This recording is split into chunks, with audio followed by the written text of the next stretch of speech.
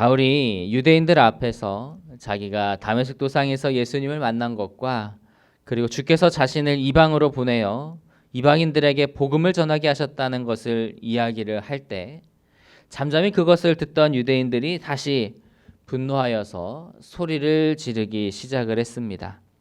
그 이유는 하나님께서 이방인을 향하여 복음을 전하라고 하셨다는 그것 때문에 그렇습니다. 그들은 지금까지 선민의식을 가지고 이방인들을 배척하며 이방인들과 가까이 하지 않으며 살아왔는데 이제 바울의 발언은 그걸 다 송두리째 뒤엎는 것인 거죠. 그래서 유대인들이 그 말에 분노를 해서 소리를 지르는데 무엇이라고 소리를 지르고 있습니까? 우리 22절과 23절을 다시 한번 보시겠습니다. 22절과 23절 말씀입니다. 시작. 이 말하는 것까지 그들이 듣다가 소리 질러 이르되 이러한 자는 세상에서 없애버리자 살려둘 자가 아니라 하여 떠들며 옷을 벗어 던지고 티끌을 공중에 날리니. 유대인들은 바울을 가리키며 이러한 자는 세상에서 없애버려야 한다, 살려둬서는 안 된다라고 그렇게 말하면서 소리를 지릅니다. 그리고 옷을 벗어 던지고 티끌을 공중에 날리고 하죠. 그들이 얼마나 지금 분노하였는지를 표현해주는 그러한 묘사라고 보겠습니다. 여기에서 이제 유대인들의 한계가 명확하게 드러나는데요. 그들은 이제 사람을 죽이는 일을 하고 있는 거예요. 율법의 근거에서 사람을 죄인으로 정죄하고 그리고 더 나아가서 사람을 죽이는 일을 하고 있는 그런 사람들이었던 것이죠. 그게 그들의 한계입니다. 그런데 우리 기독교는 어떻습니까? 우리 오히려 죽어 마땅한 죄인을 변화시켜서 살리는 일을 하는 것이 바로 우리 그리스도인들입니다. 바울이 바로 그 당사자죠. 바울은 예수님을 믿는 사람들을 잡아 가두고 죽이는 일에 앞장섰던 죄인 중에 괴수였습니다. 하지만 예수님은 그 죄인 중에 괴수인 바울을 의인으로 변화시키시고 그를 의롭게 사용하고 계시는 것을 우리가 보고 있는 것이죠. 바울뿐만 아니라 현 시대에도 예수님을 만난 사람들은 죄인에서 의인으로 변화되고 있습니다. 우리도 예수님께서 하신 것처럼 사람을 정죄하고 죽이는 것이 아니라 죄인을 살리는 방향으로 우리가 일을 해야 할 것입니다. 서로를 정죄하고 깎아내리고 비방하는 말을 하는 것은 그 복음의 정신과는 정반대의 일을 하는 거예요.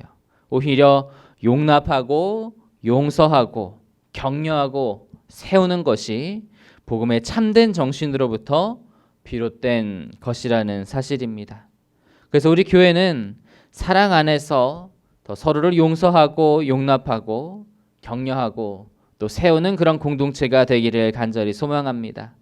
예수님의 복음이 그 복음의 참 정신이 살아 역사하는 그러한 교회가 될 수 있기를 간절히 소망합니다. 바울의 연설에 다시금 이 무리가 막 소동을 하게 되니까 천부장은 바울을 영내로 이동을 시킵니다. 그리고 이제 어떤 연유로 이런 일이 일어났는지를 조사하기 위해서 바울을 채찍질하여 신문하라고 지시를 합니다. 이제 속주민에게는 흔히 있었던 일이에요.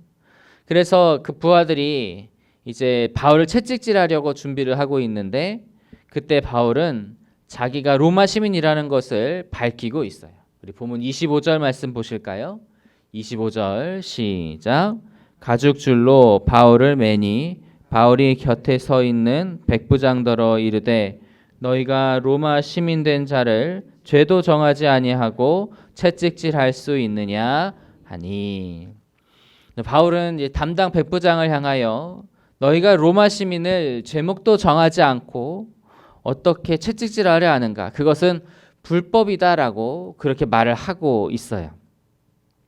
바울의 말대로 이제 당시 로마 시민은 정말 여러 가지의 특권들을 누렸는데 그 중 하나가 정식 절차로 판결을 받는 것이었습니다.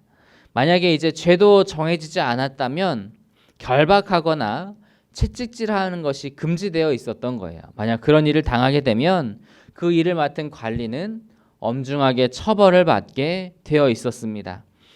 그래서 백부장은 천부장에게 달려가서 바울이 로마 시민이라는 것을 알려요. 그 사실을 들은 이 천부장은 더 깜짝 놀라서 이제 자기가 바울에게 달려와서 로마 시민인 것을 이제 확인을 하게 되죠. 29절 말씀 다시 한번 보시겠습니다. 29절 시작.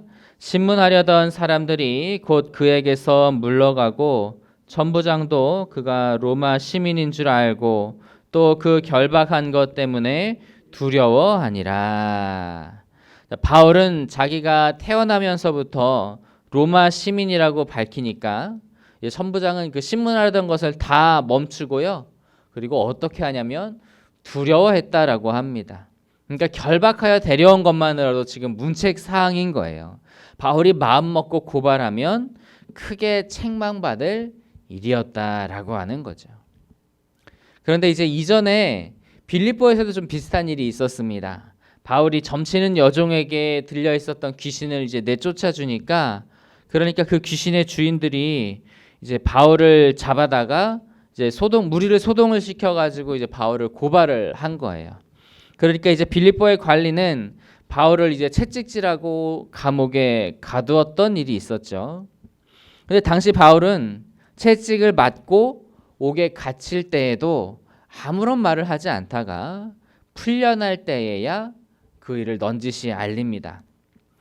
그런데 오늘은 이제 채찍이 맞기 전에 미리 로마 시민인 것을 밝혔다는 말이죠. 그럼 무엇이 이제 차이가 있었던 것일까요? 이제 빌립보에서는 바울이 한 영혼이라도 더 구하기 위해서 로마 시민이라는 것을 좀 뒤늦게 밝혔습니다. 그 특권을 사용을 하지 않은 거예요. 하지만 오늘 본문에서는 그럴 이유가 없었던 거예요. 그리고 또 이것을 기회로 해서 황제에게 상소하기 위해, 그러니까 로마로 가기 위해서 그냥 일찍이 로마 시민임을 밝혔던 겁니다. 이로 볼 때 이제 당시 로마 시민권이 있는 것은 매우 큰 특권이지만 바울은 이것을 자랑으로 여기거나 이 특권을 찾아서 누리려고 하지 않았던 것을 우리는 알 수가 있습니다.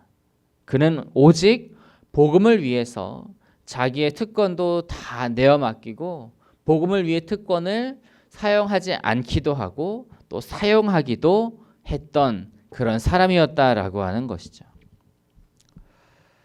여러분, 우리는 복음을 위해서 우리의 특권을 포기할 수 있습니까? 우리는 복음을 위해서 나의 특권을 복음을 전하기 위해 사용할 수 있습니까?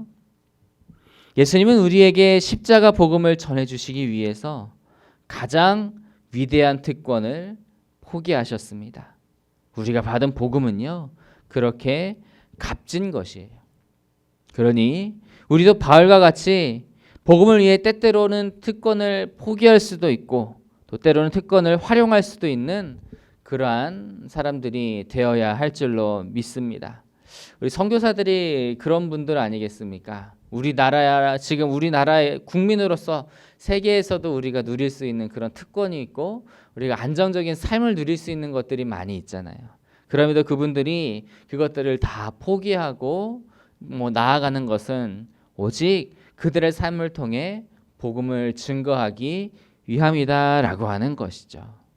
그래서 정말 내가 누리고 활용할 수 있는 그런 특권이 있다면 그 특권을 오직 내 유익을 위해서 남발하는 것보다 복음을 위해서 사용할 수 있는 자 여러분이 다 되실 수 있기를 간절히 소망합니다.